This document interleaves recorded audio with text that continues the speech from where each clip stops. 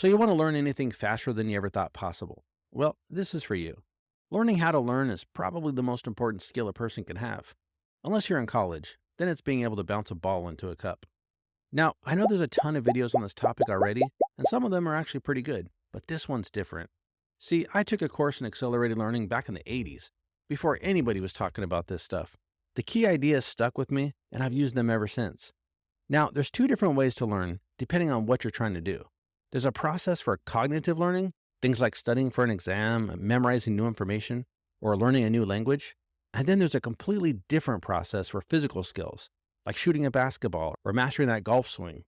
Now, in this video, we'll go over both of these. Once you understand these two methods, you'll be able to learn anything faster than 99% of people.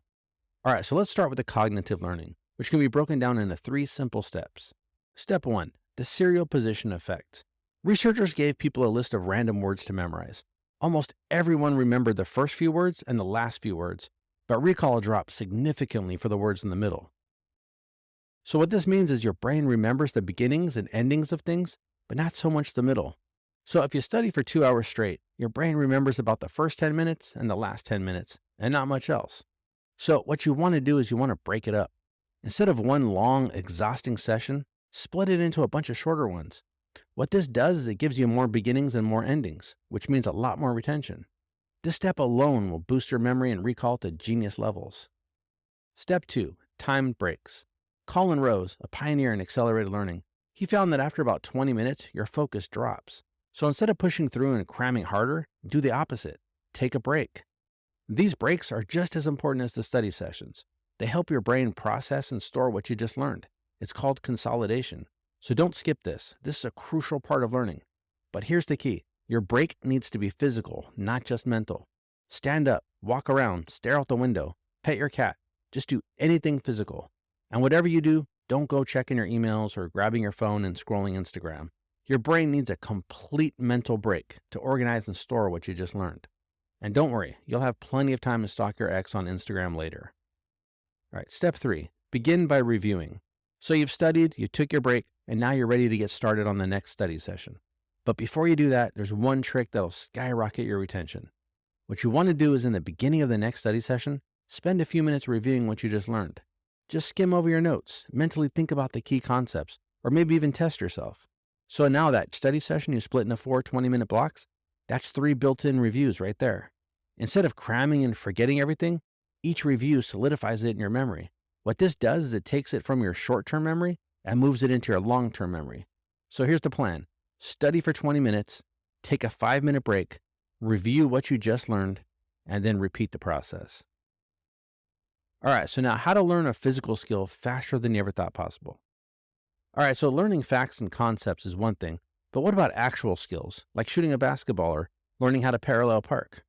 Mastering a physical skill can be broken down into 3 steps. Step 1 is to find a teacher. Now, whatever you're trying to learn, someone else has already mastered it. Now, don't worry, this doesn't have to be an actual teacher. It could be a YouTube tutorial, an online course, or even a book. Even Steph Curry, one of the greatest shooters of all time, he teaches an online class where he breaks down the fundamentals of basketball. He even tells you exactly where to look at the rim when you shoot. Now, having someone who's already figured it out means you don't have to waste time guessing. You just follow their roadmap. Step 2, learn and practice just the fundamentals. Now, Steph teaches the basics first. Footwork, hand placement, proper shooting form. Not trick shots, not flashy moves, just solid fundamentals. Basically, he's showing you not only what to practice, but how to practice. The fundamentals matter.